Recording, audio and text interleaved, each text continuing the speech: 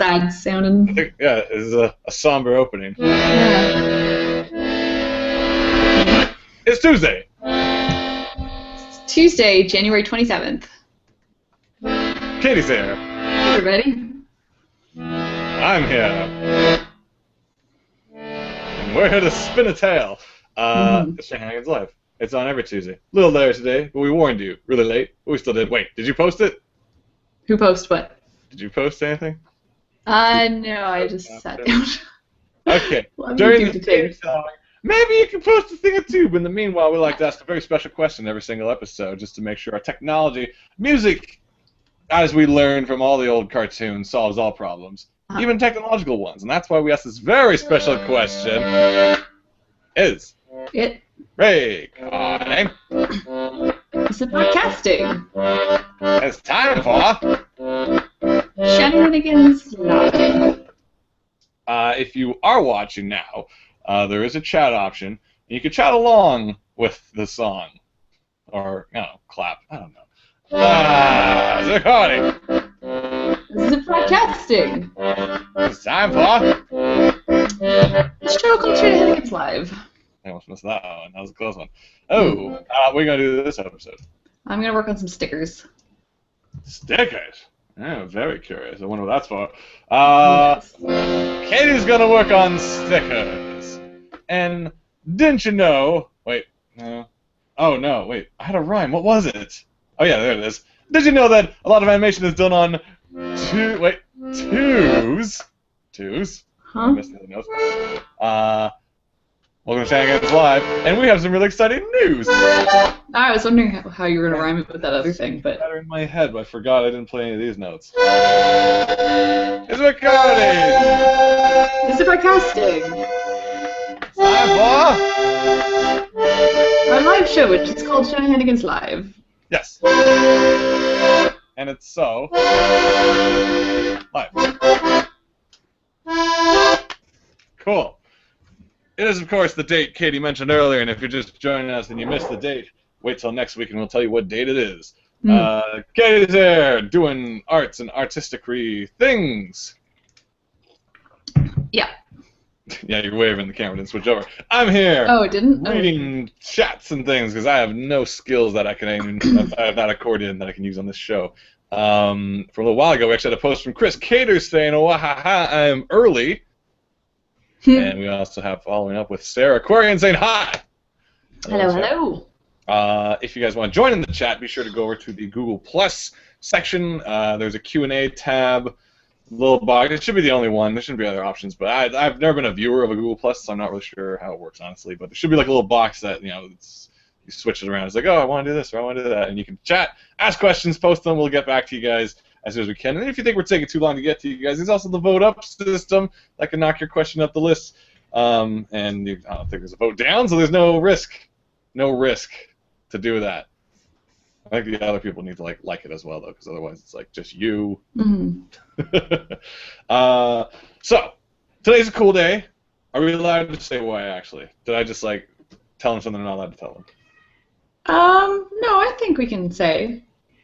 Okay, maybe you say. Yeah, I should say. Last night, because we still have to do one more quick little tweak, but last night I put the final touches on Silly Kingdom 2, a new Steam Deed, so we're done. We're done. We are finally done, ready to go to print. I just have to get a proofread just to make sure we didn't mess up any spelling, and just a clean eye to look over it to make sure lines aren't messed up, but we're finished. We're done, finally. A long took me a lot longer than I thought it would, unfortunately. You're done! Silly Kingdom 2! Oh my goodness, that's exciting news to hear. I was excited. It was 2:50 in the morning or something. It was really early, and everybody was asleep, and I was just like, oh, there's no one to celebrate. I was awake. I was finishing off Assassin's Creed Black Flag, which I beat last night. Oh, man. I beat Assassin's Creed Black Flag. I didn't really get the ending. So it's a happened. lot of exciting things happening today. Yeah. Lots of things happened. Finished Assassin's Creed Black Flag. New Louis C.K. episode came out. Our sister came to visit us. A lot of things. Lots of good things. Yes. So with that done, I guess like now we'll finally, as opposed to how we've kind of sheepishly in the past, be like, oh yeah, you guys can check out the pre-order site, but don't worry about it, don't worry so much, don't worry about it. We'll start pushing it now. We'll start being like, hey guys, a little bit more. if you want to go over to SillyKingdom.com. Go to, so much so, I'm even going to revamp this little text screen you got at the bottom of me. Check this out. Okay. SillyKingdom.com. I don't know if this is going to work. Let's see. Whoop, whoop. There you go. It's backwards for me, so I can't tell. Go there. You know what? Let's rename the episode. Silly Kingdom 2 done. I don't know if I'm going to be able to fit that. Silly Kingdom. Go to that website. I'm going to leave that there. Just so, like, if anyone happens to see it, they'll know what they're up to. Silly Kingdom 2. New Steed indeed. We haven't actually done anything on the website since making this announcement right now, but we'll take a look at it and be like, is everything all right? Because you just said what you're working on, but do people know what you're working on or why you're working on what you're working on? Can we tell them too? Is this also exciting news? Yeah, go for it. Okay, brace yourselves, guys. So you've done this thing, right? We go online. You're like, I think I'm going to buy some comics in advance. It's called pre-ordering. It's this brand new thing. It's exciting. It's great. And like, it's like, I get a little thing sometimes. I pre-order. That's cool. Get a little something, a little signature. That's cool. That's cool. That's cool. But we're knocking the ball out of the park on this one. Also, I was just watching a video about cricket, so I was somehow trying to. We're getting 4 points on this one because I don't think you can actually knock the ball out of the park in cricket. Full 4 points. We're including for your this is pre-order bonus. I feel like pre-order bonus, yeah. Pre-order bonus, Silly Kingdom, exclusive, limited edition, once-in-a-lifetime chance to experience stickers. Doesn't sound as exciting. I mean, it sounds exciting, but I'm like, but it's just stickers. Oh my gosh. Now, I'm so excited about these stickers. Like, you guys don't even know. Like, normally, like, you bring your lunchbox to school, and everyone's like, what's that? Ninja Turtles, what's that? Transformers, idiot. They punch you in the shoulder. Nowadays, we're gonna solve all your lunch problems. Silly Kingdom limited edition stickers. It's a conversation starter. Kids are gonna be like, "Yo, that's a nice lunchbox," and then you'll be like, "That's not even the beginning of it." And they'll flip it over, and they're like, "Whoa, stickers from the hot new comic from those Canadian siblings from Toronto about the castle." And unicorns in this one? Whoa! Silly Kingdom 2 stickers on your lunchbox, day one, DLC included, everything there, season pass guaranteed, buy now, 7 later, limited lifetime supply. Come on over to SillyKingdom.com. I can't even, we don't even have a post about this yet. The news is so fresh. Fresh off the grill, everything. Okay, next scenario. Say you're a teacher, and your kids are like, oh, I got 80%. You're like, you did a great job. And they're like, I hate puns. And they complain to their parents. The school board gets involved. You're in one of those articles where it's like, local teacher put a pun on tests, offends family, lost job. And then other people are advocating for like, oh, you don't kick people out for having puns. Neither here nor there. This could have all been avoided if you just had limited edition, Silly Kingdom, limited edition, silly stickers of kingdoms on your tests, because as opposed to some pun of like how great of a job you did with a little grape, it's going to be like, it's usually like a little grape who's like, hi, you did good. Why is this it's going to be horses, it's going to be castles, it's going to be unicorns, all your favorites, 5 stars across the board, the Michelin stars. It's going to be the best thing that's ever happened to your education system. We cannot totally guarantee that this is actually honest. Guaranteed. Anyway. Give me another scenario. Where else do we need stickers? On windows. Okay, so usually people have car windows, and they're like, I have 17 children, and they put all the stickers on them, and it's like, oh, great, incidental, no one, stick kids, oh, that's original, who knows who they are. Now, instead of your children, you could put limited edition Silly Kingdom stickers on your car window, and people would be like, oh, these guys have royalty on board, and are on the cutting edge of pre-order bonuses. That's a car I want to drive behind. Because they know where they're going. I'm just going to follow them everywhere. Where do they live? Let's follow them and find out. You'll have so many more friends. Strangers are friends all of a sudden when you have Silly Kingdom stickers on your car window. People will be like, where's that guy going? I want to live in his house. You'll have roommates. Guaranteed. Silly Kingdom stickers. Roommates. Oh, boy. Limited edition roommates. Say you always wanted roommates. Well, if you pre-order now, you'll get them. All of the roommates. I need this like giant asterisk in front of this This whole episode is just going to be one giant asterisk. I can't sell roommates better than this. That's how good it's going to be. We're going to update all this information to the more accurate version. Mm-hmm. But you'll have all over at SillyKingdom.com. SillyKingdom.com. Yeah. Mm-hmm. Spelled exactly as it says. Yes.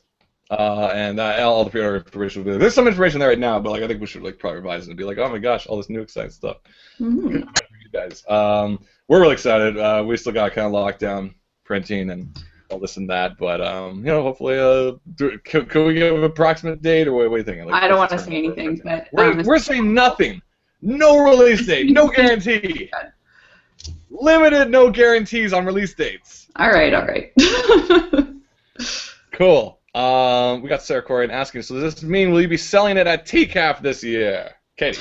I will hope. I mean, we'll see. We exhibited last year, so we're not on for this year because they're doing that every other year. But if we can exhibit with the Valor Anthology, we'll have them there. So I haven't confirmed anything yet, but we'll definitely let you guys know as soon as we have everything confirmed.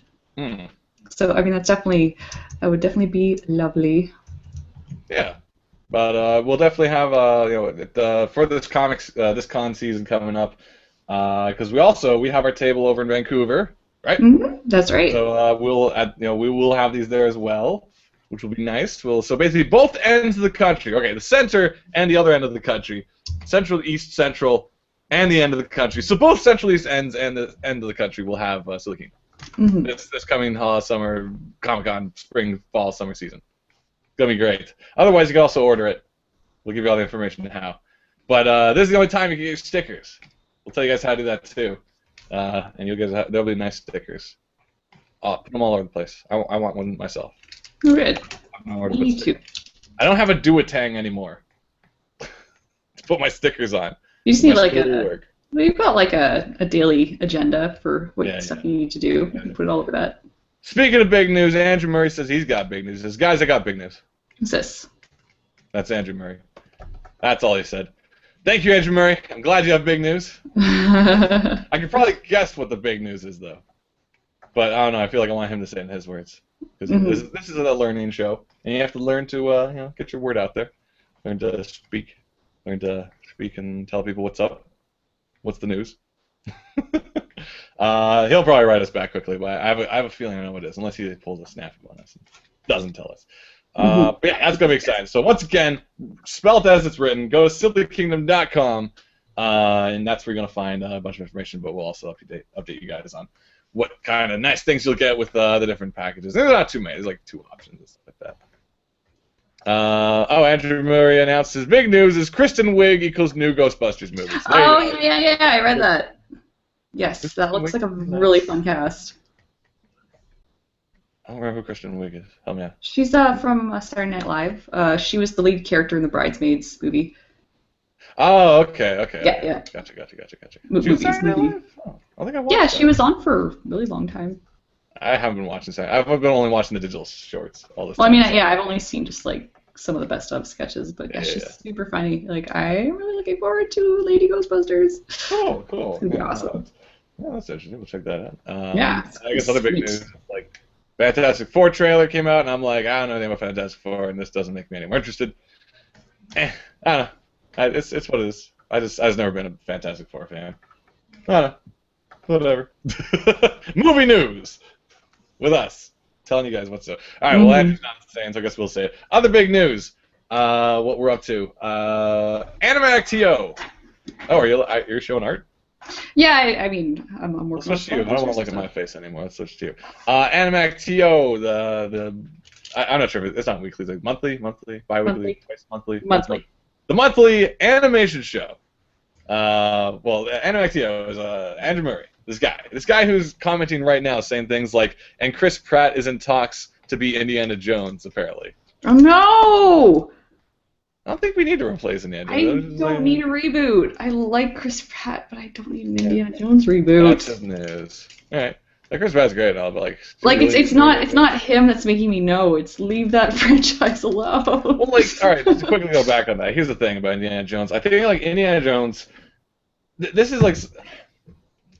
I think we were talking about this last night over at BQM. We were talking about like comedy, how like right now we're in this referential nostalgia period of comedy where when you've led up to the moment of like Too Many Cooks and a lot of the like referential humor, all the comedy of this generation, like a lot of the comedy of this generation is the referentials type, which you need to kind of know the source material of what it's making fun of to be like, oh, this is a play on that.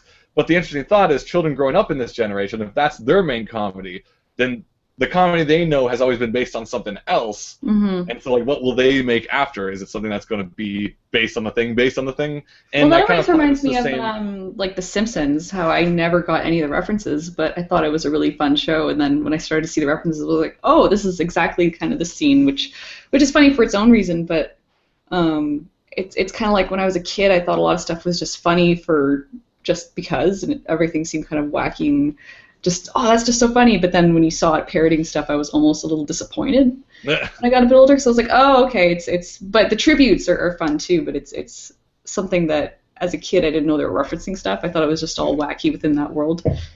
But what I'm bringing this back to with Indiana Jones is like with Steven Spielberg and George Lucas, a lot of the stuff they were making was like based on the stuff they enjoyed from their childhood. So the Indiana Jones was based on the old serials of these like wacky.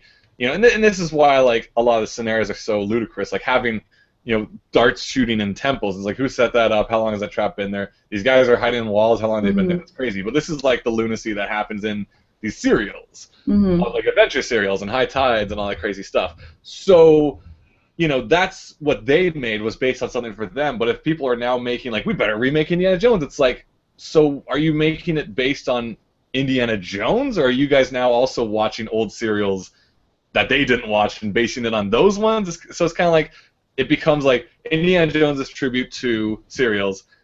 Chris Pratt Indiana Jones is based on Steven Spielberg Indiana Jones, which is based on serials kind of thing. It's just like this weird. It's one of those things that it's like they could come up with a completely new character for it, and I'm sure Chris Pratt would be amazing in it. But like they're them. But it sounds like they're going to try and bank off of the Indiana Jones name, kind of too. So, but I mean, he's an adventure character. You can come up with another adventure character. But I guess we're at the point where our classics are now being rebooted. So it's like Tomb Raider, Relic Hunter, and Uncharted. Like these are all kind of the more recent versions of that genre, which tip of the hat to them as well, but have their own kind of sensibilities. So it's kind of like.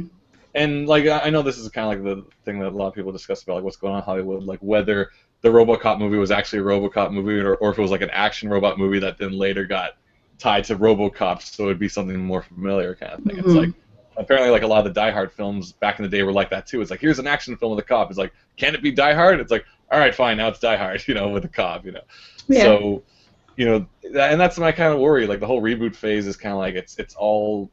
Your references are what we have already seen, as opposed to like referencing like maybe other things that you grew up with or other things. And technically, that in the end, a lot of people did grow up with Star Wars. So this is where you go like, Flash Gordon, Star Wars, and then Saga, as opposed to like Flash Gordon, Star Wars, Star Wars, Star Wars, Star Wars, Star Wars, Star Wars, Star Wars kind of thing. It's like someone who grew up with Star Wars is now writing stuff based on that, but Star Wars was based on something before that, and Flash Gordon stuff was probably based on stuff even before that too. So it's kind of like it's neater to like go fresh to like reference like one back, I guess, and then go fresh again to reference the previous. I don't know what I'm saying. The point is, do we really need a new Indiana Jones? I don't know. Whatever. Give him a hat and have him run around punching people, and we'll be happy. It doesn't have to be Indiana Jones. It could just be Chris Pratt. Anyway, what we were trying to allude to before all this, we'll go back to Katie's art here because it's a lot more interesting than my face. Animactio ran by Andrew Murray, one of the nicest dudes to ever have walked in shoes. And this guy, he runs an animation kind of talk thing that happens every month. Brings in some hot quality folks who know a thing or two about the business. You guys get to sit in. You guys get to ask questions. They do a little lecture. You guys get to hang out afterwards, get some snacks and yum-yums. It's good times. It's in Toronto. Well, guess what? He invited Katie and myself to host the upcoming one. So that'll be happening in February on a day... 18th. It is a good day. On the 18th. It's a Wednesday. February 18th, the Wednesday, happening down at the Rhino, 7 o'clock doors, 7:30. We kick it off. And that's going to be coming up. And bring us some questions because I don't know what the hell I'm talking about. There you go. Well, I'll be figuring that out in a couple weeks. We'll figure something out. We'll figure something out, Andrew. Don't worry about it. Don't worry so much about it. We'll figure out a thing or two about a thing or two. But essentially, it's kind of like, we're just basically going to just talk about our experience because that's all we know to say. We can't, we'll be as honest as we can, and we'll just be like, yeah, this is what we do and how we do it, and it's good times, it's fun, it's make comics, and live. Yeah, because I mean, the main part of our talk is going to be trying to create. The talk's called Keep Calm and Create Content, and it's just basically trying to make the stuff you want to make in the rare free time that you have.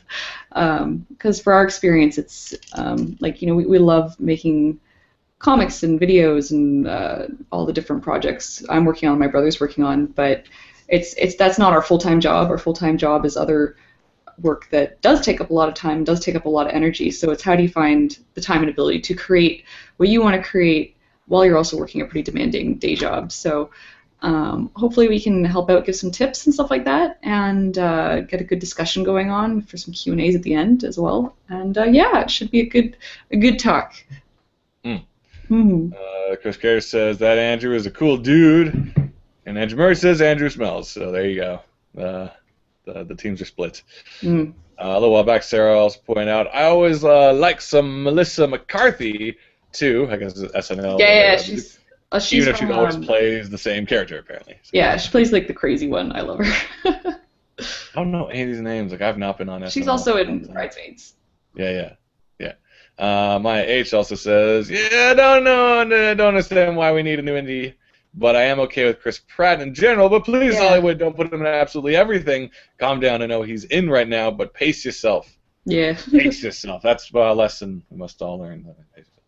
It's just because I don't remember, I don't know. I mean, maybe it's just, like, my young self crushing on Harrison Ford way back in the day, but it's like I feel like, and I don't want to typecast Chris Pratt at all, but I feel like he's really at his strengths when he's putting the comedy in. I don't think there was a ton of comedy in the Indiana Jones movies, but Maya H.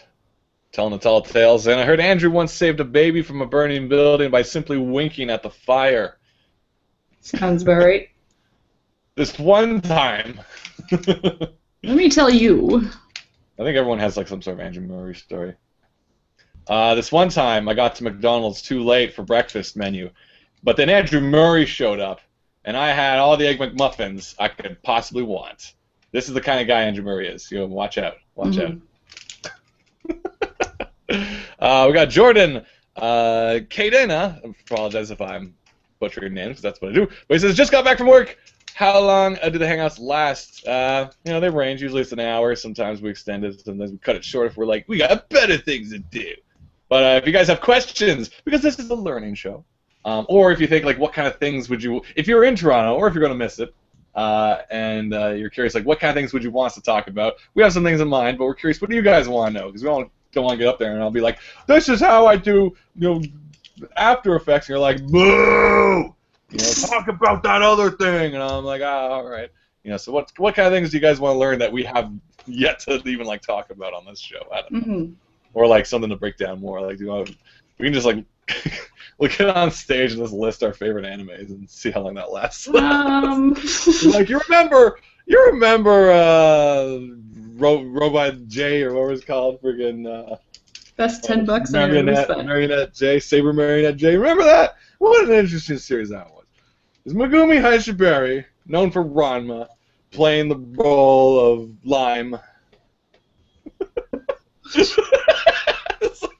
This is our talking actors in the front, like, oh god, how did I invite these guys? I made a huge mistake. I'm like, I'll tell you a huge mistake. That Haunted Junction box set. Yeah. Whoa, why did we get that thing? Oh man. Speaking of AnimeVillage.com, anyway. Maya would say, boo, talk about animated staircases. We know what the crowd likes. We deliver. There you go. Are these, so you said these will be the stickers? Mm-hmm. Oh my gosh, guys. Like, these stickers will guide your way by lantern light if you can see what's going on there. So this is what I'm talking about, man. Yeah. These stickers are going to be hot. This is like the hot thing. There's a pre-order bonus. You're gonna want to get on that. Well, watch the. If you don't know what we're talking about, watch the beginning of the episode because I gave all the information I possibly could. I also wrote down some things. But if you guys have any questions, also be sure to throw them up on the question and answer Pinamadooble. A couple things blowing up all over my Facebook and everyone else's is the KFC in Brazil, I believe. Oh no. Or the Philippines.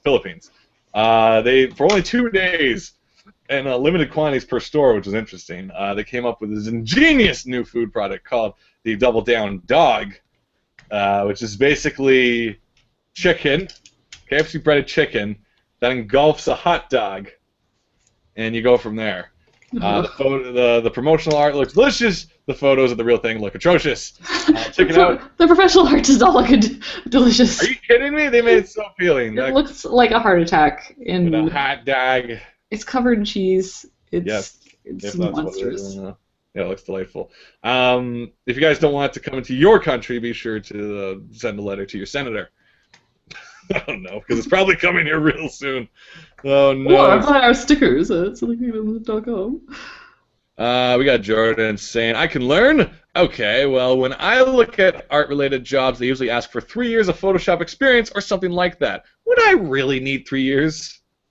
Not if you can show you can do the work. I think they say 3 years just because they want to know you know what you're doing, but it's like any of those things. They just want to know you can do the work. If you can prove you can do the work, right? Then yeah. It's honestly just to make people who don't feel confident enough not apply for it. Yeah. So if you think you can do it, yeah, just go for it. Like there's always a little bit of learning you can always do, like on the job, of course, because they'll probably know a bunch of things, like extra ways they do something or not. But if you're in there being like, so what does the pen tool do? Then they're that's kind of problematic if you need to. Like, there's so many tutorials out there that can help you out too. Like I didn't know anything about blending modes until university, when someone coincidentally just kind of showed me, oh yeah, drop shadow. I'm like, what? There's drop shadows. So there you go. Mm-hmm. Good thing my course didn't say I needed experience to get in, or I would have been like, oh, no. Well, that's what school's for, yeah. Well, that's the thing that always weirds me out whenever these courses are like, you need to be really good at whatever this is to do it. And I'm like, then why am I learning? Teach me everything. So that's your portfolio. I'm like, I don't have a portfolio because I know nothing. That's why I'm here. Yeah. It's like, show us your demo reel. I'm like, why would I have a demo reel? I came here to learn. I have no skills. You know, I figure that, right? Exactly. No, exactly. Or is that the point of like a night course when they're like, we know you're got nothing. Come on, just get in here. Keep picking it up. Yeah. So once again, 3 years. Like once again, also a lot of jobs have a lot of just cookie cutter information on there. Like half the time, like you need to know this software. I'm like, sure. And I get there and we never use it. You know, but it's just good to know a bit of everything, right? Like I know enough Photoshop. I'm not good at drawing or nothing, but I know how to use Photoshop. I'm not like I can't use Illustrator at all. Like I've tried it. I can't. I won't. I can't. We got Glen, the Glen, as known by some circles, going, would you rather eat a double down dog or the Steven Universe hot dog? Oh, isn't that called a what do they call it in Steven Universe? Wasn't it like a donut dog? Oh, it's the dog nut. It's the hot dog with 3 donuts around it. Hot dog with donuts for what? Glenn, it wasn't hot dog with donuts for the bun. It was like 3 donuts skewered by a hot dog, and it was like the dog nut or like the don dog. I don't know. Probably that, because everything in Steven Universe looks delicious. Yeah. We're also behind. I'm behind on the show, so I can't say much more. Yeah, no dog nut spoilers. Yeah, don't do it, Glenn. Don't do it. Chris Carey is also saying, I think it highly depends on what kind of thing they're looking at for you to do in regards to 3 years of Photoshop.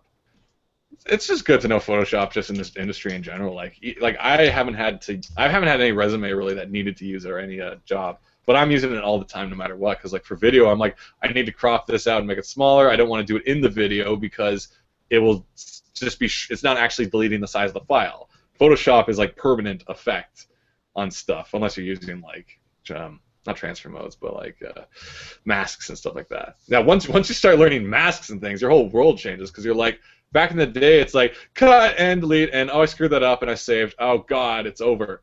I have to start all over again. But now it's like masks like, oh, I can go back in and draw back in. And it's like, this is crazy. Like a whole new workflow. Mm-hmm. And don't even get me started on friggin' channel masking and stuff. I saw this guy on the train once who's like, I'm going to select the red channel and make a mask. I'm like, what? How about a little alpha? I'm like, whoa! Photoshop's exciting on a train ride. Whoa! That's cool. Andrew Murray saying, would you eat a double down dog, Shaggy? Do everything once, right? I've done the double down, and then when it came back as like spicier or upside down, I forgot what they did with it. I did it. We did it to get it over with. It was like the last Lord of the Rings in our Hobbit film. I mean, like we just did it to get it over with. Like it's here, we better do it. Dog nut, sure, why not? I don't know. Double dog, 2 dogs on a. That actually, speaking of which, I know there's a lot of people are now going nuts over this dog nut, donut dog, double dog, whatever. The better news, which I prefer, was an article about the ramen fried chicken. Oh yeah. And this looks infinitely better than any double dog, done, bun down. Damn, I don't know what it's called. Any of that stuff. Here's the method, guys. Check it. I'm going to give you the 411. I'm making the ramen chicken. Get your Mr. Noodle or whatever package of. Don't get Mr. Noodle. I don't know. Get like one of your favorite dried ramens. Cheap grocery store, whatever it is. Grind that stuff up, the whole block. Put it on a cheese grater, whatever you got. Grind it up into powder, fine powder, like it's breading. Put in your spices as well too. Mix that stuff and open that pack. You want that ramen flavoring. You get your chicken, dampen it. I don't know what you do. You roll it in to bread it. So the chicken now is essentially covered in powdered ramen with flavoring. Deep fry it for like 10 minutes. I don't have a deep fryer, so I won't be able to do this. Pull it out, and you got yourself ramen fried chicken. Sounds great. And I don't have any of the components to do this. It's a sad world. We got Andrew Murray saying, you know what? I totally don't know how to use masking in Photoshop. Sad face. Masks are fun. Masks are a non-destructive way to delete and add things back in, and even like with feather. Basically, all you gotta do is select your layer, add a mask onto it, a new little box pops on the side, and on that, you either use the colors black or white to represent transparent or opaque. And with that, you can just like select things and fill with black or fill with white. Even you can do, I guess you could do gradient, the gradient paint bucket stretch thing that will then make things fade naturally. And it would be like fade to nothing, basically. So you can make something fade from nothing and put it on top of another layer, and it won't be permanent. So if you want to change it again, you can just do it 50 times and be like fade, fade, fade, fade, fade, fade, fade, light fade, far fade. And it's great because it's non-destructive. Now, it will make your file larger because you're not actually deleting anything. So if you're having 50 layers with masks, it will be a fairly large Photoshop file, but it's definitely worth knowing. It feels more like After Effects, where it's non-destructive. When you're like cropping things out with masks and stuff. And I even use it in After Effects. Like I know you can like import. I think you can import masks and stuff, or at least shape layers. But besides that, if I need something cut out for like After Effects, like a photo, I'll do it in Photoshop first. Bring in After Effects. I'm like, that isn't right. And then I can go back and like adjust it in Photoshop if I need to. Anyway, it's good stuff to learn. Try it out. It's fun. Super fun. Not permanent. I'm just going to read this in order just because they're stacked and I don't know when they even showed up. Glenn says the hot dog was the pilot. The pilot is actually kind of hard to find. I think it's on YouTube somewhere, though. The pilot to Steven Universe is really interesting because some of the characters were... I thought he meant that double down dog is the pilot for something crazy that's coming. Yes. The double dog is only the beginning. The double down dog. What if we rot? It's a category 1. I want this like low angle shot of like, the city, like the baseball team stops and the guy like takes his hat off, he's looking up, and his double dog is in the sky. So it's not like a good thing, it's not a commercial where everyone's like, yeah, it's like, oh god, no. What have we done? We flew too close to the sun.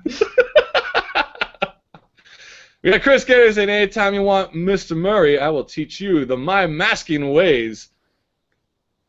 Chris Cater, of course, is referring to his art of kabuki theater.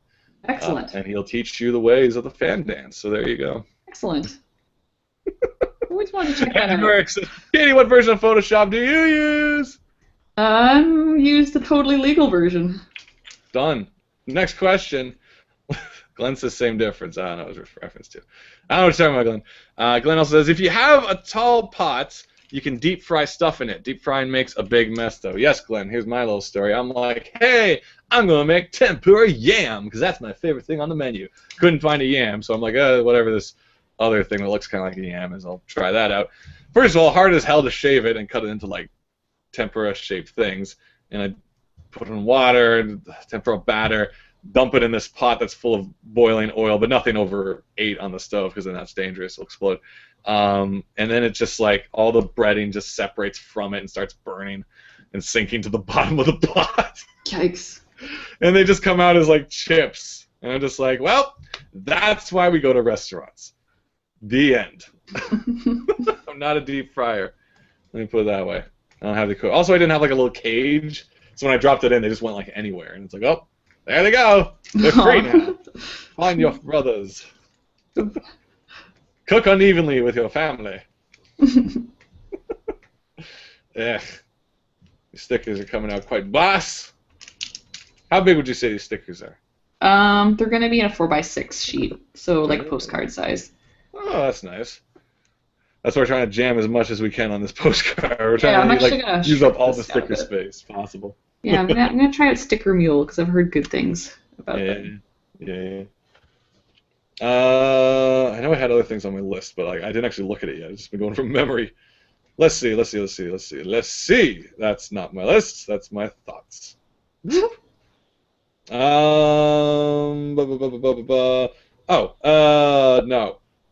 Speaking of food-ish, this is something I actually want to talk about from a while ago, and I haven't brought it up yet just because there hasn't been no reason. I read this randomly around New Year's. It was talking about this bar in Michigan called the Brillig Dry Bar. And it's basically like a cocktail bar of non-alcoholic drinks. And that sounded fascinating to me because I'm like, it's all good flavors now, basically. It's all just like sweet, delicious, and interesting and chocolatey, all in one place, but a mature setting. So it's not like kids running around knocking your stuff over. I'm like, that's an interesting notion. I'd be curious to try that. I don't know if you just call like that a juice bar, but basically it's just like they make you these like fancy cocktails. I like that for you a restaurant is either a bar or a place where like it's children pandemonium. It's like I can't just go get a soda. Some kid's gonna come and slap it out of my hand. On my table, yelling. It's his birthday. Everyone's clapping. He's embarrassed. He hides in the. He hides by like diving across my table and knocking all my drinks over. Yeah, ruining my meeting. The boss is furious. But I'd be curious about this. I don't know if any of you guys are from Michigan or have dry bars or been to one, but it sounds interesting. I'd be curious to see like what's let's check that out. And if they put the same like flavor in the performance of making it. Like we've been to the places where the guys like throwing the thing around, catching the top of the bottle, shaving the friggin' orange, like a little bit of a dance to everything. And you're like, this is why it's an $18 drink. So much performance art behind it, and I still got a tip. That place. That's true. Only go once. Everything once. Go to an expensive bar once. Get a Manhattan once. Yeah, just experience it. You just gotta try it.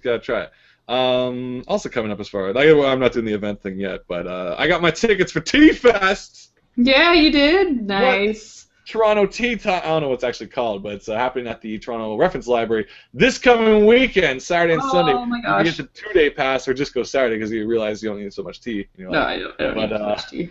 Saturday we're gonna be heading down to Tea Fest, and hopefully the Tea Caf, the actual Toronto Comic Arts Festival pop-up shop, is still there, so we can finally check that out. So. I already did. I think because I see they keep posting new stuff, so I really hope that it should still be there. Sounds about right. It'll be there. Yeah. I have faith. Yeah, and we know a bunch of folks go into it, so if you guys got nothing going and you like tea, come on down to Tea Fest, whatever it's called. Yeah. Tea time. Time for tea at Toronto. Toronto Tea Time. Thing. Yeah. More on the deep fried food news. I didn't actually write this down at all, but recently I went to fish and chips place in Kensington Market. Just a little space over in Toronto. It's really a nice little kind of like shop district. It has that It's basically Granville Island or Portland in general in Toronto. It's called Kensington Market, and there's like wacky spray paints and comic shops such as Dr. Comics, which your friend Alice works at. Which you should check out. Get some comics from her. But I went to this shop, this fish and chips place. That's all covered in Beatles paraphernalia. But the one catch, this is like no pun, but the one catch of this place is They do a Miss Vicky's batter, like chips. Miss Vicky's chips batter for their fish and chips. So your fish will be covered in crushed up Miss Vicky's, and it's like crunchy and it's amazing. That's awesome. So you're gonna want to check that out. I don't know if they're like salt and vinegar chips or just regular chips. I don't think they went flavored, but it was a treat. So I recommend you check it out if you could find it. It's just like south of the Moo Frites, the place where you get the big frites and beer. What is it? Beef batter, beef fat, fried frites. Yeah, good times in Toronto. Lots of good things to do in Toronto. There's tea events, comics. We live here. So many great things going on in Toronto. We got a couple things here. We got Jordan saying World of Beer by my area sell chocolate beer. It sounds amazing. I'm always worried about, like, we go to like our LCBOs and stuff, and they sell different drinks. Every once in a while, you see like, oh, donut beer sounds amazing, or chocolate beer sounds amazing, because you imagine it's going to taste like donuts or chocolate. I'm going to leave it at that. I don't want to ruin anyone's dreams, but man, in the end, beer is beer. I did have a nice citrus beer the other day. It was nice. We got Alicia Denan. Saying, Katie, do you have any tips for sketching directly on the computer? I'm doing digital for like 3 years, but I've always sketched traditionally and scanned it and colored it that way. I've always had a hard time sketching in Photoshop. I was just talking about this on Twitter with a couple friends where we all use Cintiqs, but we find it really hasn't sped up our process at all when it comes to sketching. Because the problem, if I was drawing it this size on paper, I could draw it pretty easily, but just with calibration and the resolution it's at, like if I'm not quite accurate, so I end up having to zoom stuff way in and draw it like 4 times bigger than I would normally. So I don't know. I find if you are comfortable sketching on paper, I'd almost say stick with it, because I really would like to move away from digital in terms of sketching more and more. But I find it's really useful for tweaking and stuff like that. But just in terms of getting like tips, just kind of keeping at it and trying not to zoom in too much, I guess. Well, like, didn't they have that software called, it's like, I don't know what it's called. It's called like some adjective or name or something. And it's like infinite zoom in. Yeah, I do not want that at all. It's like, I have 5,000 drawings on one document. Here's a character that's supposed to be just a tiny figure in the background. Now he's as detailed as a close-up. So what software was it? Was it called like GIMP, or was it called? Oh, I'm not sure. It might have been GIMP. Something like that, where it's like, I can zoom in infinitely. Yeah. And it's like, why would you need to? But yeah, if I could just use the computer as a tool to just kind of color and tweak stuff and do all my coloring, I would be happy with that. But I kind of got used to it just for I don't want to say crutch, but I've gotten used to it for kind of just, oh, this doesn't work, I can just flip it and twist it and turn it around instead of just trying to work at the original pencil drawing on a paper. Yeah, I don't know. I'd say whatever works best for you, stick with it. Yeah. If you find that you're doing fine working in pencil, I'd say stick with it. I mean, the only thing that I need to use a Cintiq for storyboard work, because that's a lot of work that would have to be scanned in afterwards. So it's just quicker if I do it all digitally, and then I can copy paste stuff, which makes me more speedy. But yeah, whatever works best for you. If you guys have other questions, we'll probably wrap it up in the next 10 minutes or so, because it's almost 9:30. If you have more questions, we'll stick around longer, but we'll see. But we'll probably wrap it up shortly. Post them in the Q&A section, and we'll jump right on that and hopefully help you out in the learnings, or if you just have general questions of interest. Another delightful, speaking of delightful Toronto, for some reason, I wrote this down, I don't even know why. Just because I thought it was just interesting, something interesting to see, like on the street. On Queen Street, around Queen Spadina, just at least there, like past the NW, there's this like Japanese makeup store, like one you'd see in like LA, like it's just like adorable and full of like little bottles and things and this and that. And out front, there's like, a big face of a model, and she's all dolled up and pretty. And you could tell someone added the traditional graffiti mustache on there. Oh, no. Boom, done, mustache. Well, this store wouldn't have any of it. They're like, no, we're not going to let this stand. So what they did was with this awkward flesh-colored paint, they kind of went over the whole like her lip area to cover the mustache. But they did it so widely, they end up giving her kind of like these seal, like a little like nice little white seal lips, like these curvy, like a little cute puppy or whatever, like snout kind of thing. And now it's like one of the weirdest things to see when you walk by. You're just like, huh. Do you have a picture of this? I want to see I didn't take a picture, but it's really kind of cute. I'm like, she's kind of like the seal from Saga. Just got like a. Okay, you gotta find that thing. picture Really because I need to see what this looks like. Yeah, it's adorable. It's just like they could have done a little finer job with it. But I'm like, this is good. I like this. Find a picture and stick it on. If Chris Carey, that's my story. Chris Carey writes, how many cons are you guys hitting this year? Not very many. We're doing VanCaf in Vancouver in May. With TCAF, just because we don't have a table, we probably won't be there all the time. But if we can figure out a time with our friends that are there, then like we'll let you guys know. But yeah, it's kind of I'm going to be working in house at a studio this year, so I can't take a ton of time off. So it's going to be a slightly quiet. I mean, this 2014 was kind of a quiet year for us, just to get some work done. But 2015 is going to be quieter still. So I think 2016 will be the year where we go hit all the places again and go travel and see all our friends. I also need to get my funds back up to afford doing trips like that. So yeah. But yeah, like basically TCAF, basically just like the CAFs this year, TCAF and CAF.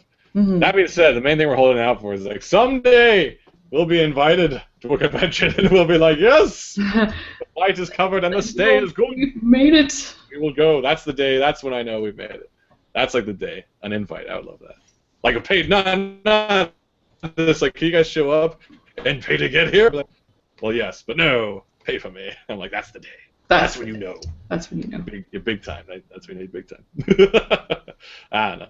I just want free flights someday. It doesn't have to be first class. Just no. I can cram back an economy as good as anybody. I'd like to not pay a lot to do so. We got Jordan saying, do you know of any other events that happened before and after TCAF? If I were to go, I would like to stay in the Canadas for at least a month. Get to know people around the studios. Good stuff. Here's the thing. You can go to there's website calendars out there that basically tell you there's a convention somewhere in North America every week, essentially. Mm-hmm. Sometimes in Toronto there's two on the same weekend, which is bad timing, but like that it happens just because like everyone I don't think they do the Wizard Worlds here anymore, but like that bunched up. Throughout the year, the Fan Expo company has like mini cons. That's like anime mini con, comics mini con, sci-fi mini con. Like you can jump on those. I know like FrostCon is either coming up or has happened. That might be this weekend? Maybe FrostCon is coming up. Con Bravo. What else is coming up? I don't think the Con G is happening anymore. Or is it 12? I'm not sure. But basically there is like this is just conventions. If you're talking about general events, there's stuff all the time. If just based on who you know, like if you want to get like movie launches and stuff and like free tickets and things, there's art events. There's stuff going on at the like all our museums and stuff like AGO and MoMA and friggin' ROM. TIFF Bell Lightbox gets like directors that come in to do talks. Like we saw Guillermo del Toro do a like master class on a Miyazaki film. That was awesome. Magic. There's documentary screenings, premieres. Like there's lots going on in the Toronto area. If you're going out further, I don't know terribly much beyond that, but there's always something happening now. Whether it's all comic based, that's entirely up to you to find. But things like the Silver Snail, like every other week seems to have some sort of signing or a book cover artist doing drawings for you going on. Like they just had Ryan North over there for Squirrel Girl. That's a hard thing to say. Squirrel Girl. That was either 2 weekends ago or last weekend ago. Little Island Comics has people coming in. They had folks from Lumberjanes just a little while ago. I'm just going to throw a really quick plug-in. You haven't read it yet, but I just read Squirrel Girl, and it's really fun. I highly recommend it. I'm really enjoying the superhero comics that are out right now. Yeah. Very fun. Yeah, like Toronto, like we every time we will push as hard as we can. Toronto is a great city for comics. There's like lectures happening thanks to like Chris Butcher. We'll keep you posted on like stuff going on at libraries, library events. We'll have people. Well, even right now until March, there's the Art Spiegelman exhibit at the Art Gallery of Ontario here in downtown Toronto, and it Give us the showcases rundown, because I've done a lot of talking. yeah, basically it showcases Art Spiegelman, who played a really big part in the underground comic scene of, I think it started out of Chicago. I couldn't quite read all the stuff at the front because it was pretty crowded, but Was Chicago or San Francisco? oh, you know what? Maybe it was San Francisco. Well, names aside, like big part of the underground comic scene, a lot of kind of bizarre experimental comic work. But his most famous project, I would say, is Mouse, which is a kind of it's an autobiography story, and it's a story about his father and his mother and their time in Auschwitz during the war in a Nazi concentration camp, and how they survived that, and kind of what things are like now. And he tells the story with everybody in kind of anthropomorphic animal form. So the way he describes it, him and his family and all the Jews are mice, and then Nazis are all cats, and then there's kind of different animals for the different people that'll show up in the story. But it's a story about kind of that terrible time, and then his relationship with his father, and it's really quite powerful, dark, moving graphic novel. And they have all the originals at the AGO, which is amazing to see, just a lot of his rough stuff, and then all the originals, which are really small. Because normally you look at some... the size, yeah. Yeah, like he drew the pages pretty much exactly how the book is, which is like a digest, small, kind of regular size graphic novel, which was cool to see, because a lot of people I know who work in comics will draw 2 to 3 times bigger than what the print comes out as. So it's nice to see it just, the art that's there, that just gets put right on the page and goes to print. And then some of his more experimental stuff he's working on now, and I highly recommend it. I'm always excited whenever there's a comic-focused event going on at art galleries and lecture talks here in Toronto. And this show is there until March, and it's part of general admission, so you pay to go in. You can go check out all the different art that's around, all the classics and everything, and you can go right into this, and it's a fascinating walkthrough. You can also go downstairs and check out the boats. Yeah, the boats are fun. They have these like miniature scale, like 1/18th or 1/16th or something scale boats. So if you want to see lots of model ships, it's also in the AGO. But going back to the Spiegelman exhibit, it was really cool how they laid out all the pages were kind of laid out in the middle of this lit up frame, and then roughs and notes were all kind of above and below each individual page, so you could see like the reference work and the progression of how things changed and like what he worked on before and to get to final. So it was a really very well laid out exhibit. Mm-hmm. And like stuff I didn't know about, like he did like Garbage Pail Kids. Yeah, that was one of his early works. I didn't know that, so there you go. Yeah, and then like fun kind of like some autobiographical story. I say fun, but it's like some of it's kind of sad just because it's very honest and just kind of just his relationships with other, like knowing Charles Schultz and Harvey Kurtzman and things like that. So really good, such a great show. I'd like to go again sometime. But yeah, if you're in Toronto, I definitely highly recommend you check it out. Yeah, so much to do in Toronto. Lots of comic shops, lots of events and things. But we don't know everything. There's bound to be some better source of info and other things if you sign up to the Bug Island's mailing list, they will send out once a month a list of all the events that they're running. If you follow stuff like the Bug Island and Silver Snail on Twitter, you'll find out when signings and things are happening in studio or in shop. So yeah, lots of stuff happening. And then there's always BlogTO, which has a bunch of things happening in Toronto. Yeah, what's the other one? There's BlogTO. If you're like, I don't want comic stuff, I just want to find out what the music scene's like. There's tons of places to find that out. Whether it's Now Magazine, BlogTO. Torontonian or Toronto? What's the other one? The raccoon and the logo. I mostly just follow BlogTO. Oh, okay. I guess so. Lots of options. I guess we'll start wrapping up shortly. In some sad news, we're all big fans of our Disney animations from the past as children, and I found out just this past Friday the actor Barry Ingham, who played Basil of Baker Street from The Great Mouse Detective, passed away. Oh no! This past Friday. I don't know too much of his work beyond, The Great Mouse Detective, which is one of the most like curious Disney movies because it is really kind of dark and scary, but it's also just ridiculously charming. I love it. But he himself, accomplished British Shakespearean actor who also made a lot of appearances in, say, like Star Trek and Doctor Who. So do you guys yourself a favor, watch yourself The Great Mouse Detective to cherish the memory of his performance, because The Great Mouse Detective is ridiculously charming. Just him playing off of Radigan by Vincent Price is just delightful.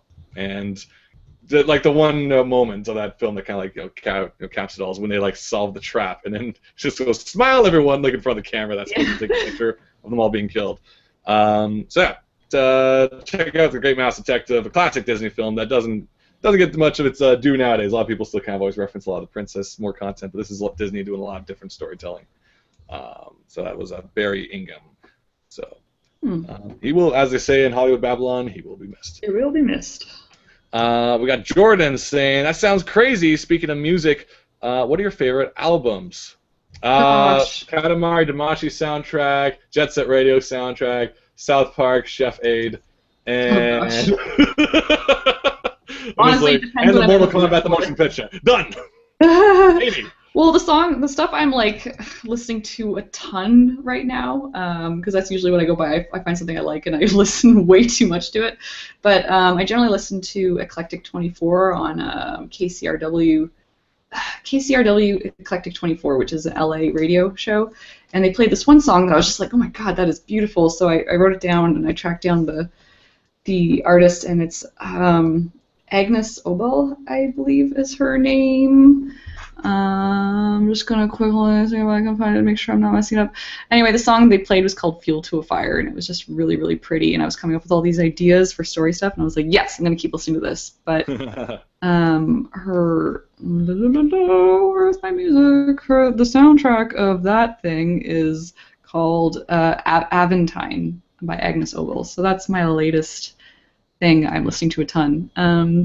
Otherwise, when I'm working deadlines, it's usually Pacific Rim, the heavy metal soundtrack, everything Clint Mansell, everything Hans Zimmer, everything. Yoko Kanno. Yeah, absolutely. Lorena McKenna is one of my favorites. If I'm in a Celtic music mood, I love Metric and Stars. I mean, I could just keep listing a bunch of stuff, but those are usually my go-to. And Florence and the Machine, I really love.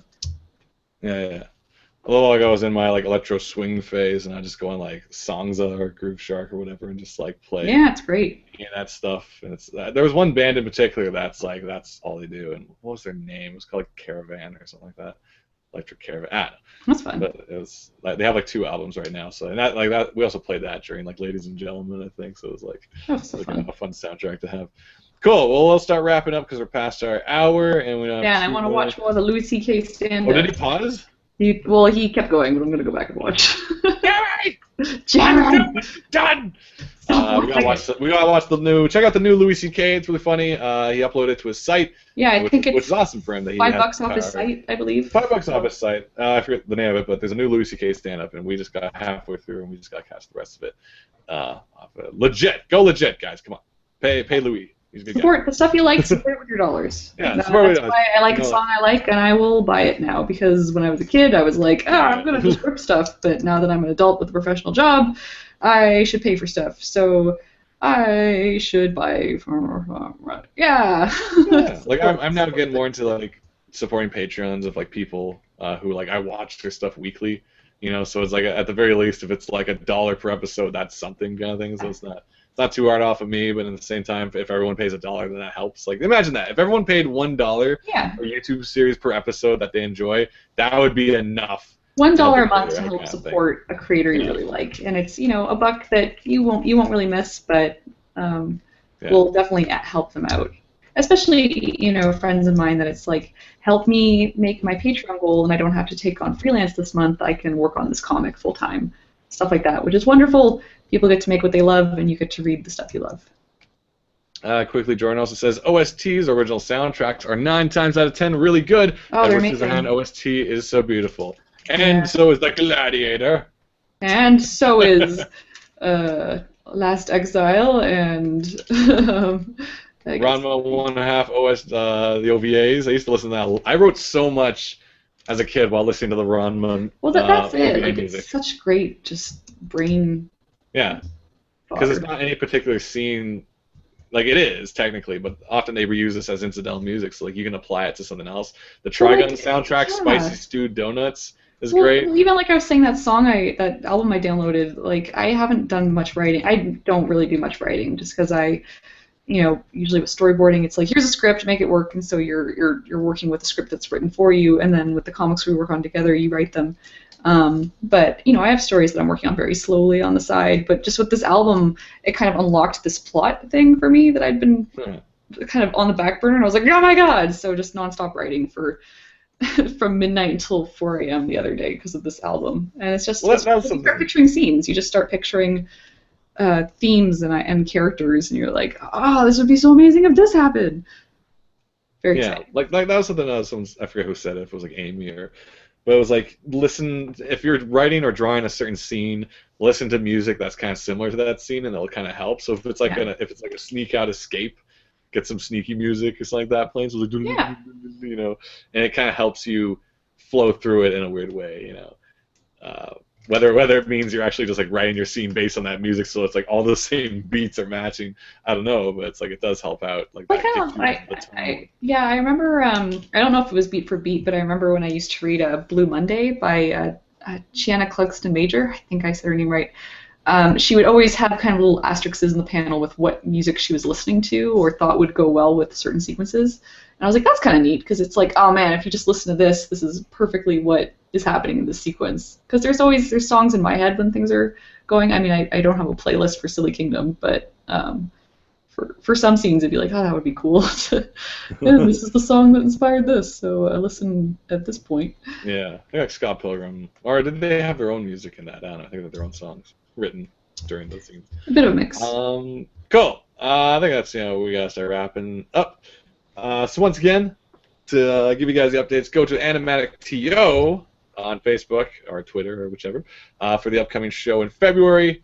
The date was a good one. I forget what it was again. February 18th. February 18th at the Rhino down on Queen Street, just off of Ossington-ish, west of Ossington in Toronto. Katie and I will be doing a little talk then, so you guys can come in. And $10 at the door, and there's like prizes and stuff too, so it's completely worth it. And you ask us some questions, and we'll just jam. We'll just talk. We'll do kind of what we do here. We'll be more direct. It'll be back and forth. We'll see your faces. We'll be hanging out afterwards. There's a bar downstairs, so we'll just be hanging out. So yeah, please come on, support animation in Toronto. And I've really enjoyed checking out these lectures. So I am thrilled and terrified to be doing this one. So thank you. They're also great events. They're also great events because like a lot of people run the Toronto animation. It's such a great social thing for local animation people. It's a great way to catch up. What was the other note? Oh yeah, of course. So the Kingdom 2, closest it's ever been to being like in your hands. Yeah, we're almost there. We're gonna fix up the site in a bit, but you can have it at SillyKingdom.com and you can see what's going on as far as pre-ordering. But we will be pushing that a lot harder in the coming weeks, whichever it is, coming weeks until printing, and we'll keep you guys posted on that. But that's the best way to get the book is to go to SillyKingdom.com. Sounds like it's spelled down here too, and that'll be great because then you guys get a copy and everyone's happy. Get 2 copies, help your friends out. I don't know what it is, digital copies and stuff. Great around the world. I don't know what's happening. Get comics, get stickers if you pre-order. Get your stickers. Everyone wants stickers. Have your stickers. Yeah, I mean, the stickers aren't on the pre-order yet, but I'll be adding them. Yeah, we're fixing that. And anything else? I think that was about all the big news. Otherwise, Twitter's and Tumblr's Katie Shy, Shaggy Shan. Follow those just to see what we're up to. Nothing too crazy posts up there, but we're just like, hey, this is what's happening. There's Katie. Hello. Yeah, I'll just pop in towards the end. Right, for the fish. It's really warm in the studio with the door closed. Yeah. This has been Shanahanigans Live every Tuesday, usually around 8 o'clock, but we'll tell you otherwise. To find out all that stuff, you want to go to the Facebook page. Spell like it sounds, SHAN. AHAN. IGANS. Facebook / all that stuff. Or you can go to Shanahanigans.com, where we don't really post informational updates, but you can find all our comics and stuff there too. So we will think things happening. This is the Tea Fest is this weekend. If you want to go get Saturday, your tea on Saturday, Sunday at the Toronto Reference Library. A bunch of us comic folks might be there having tea. It'll be delightful. Yes. Cool. I think that's the show. I guess we'll see you guys next week or whenever. All right, guys. Have a good week. Keep making things. Make stuff. Make stuff. No excuses. Make stuff. Make stuff. Okay. We'll see you. Bye.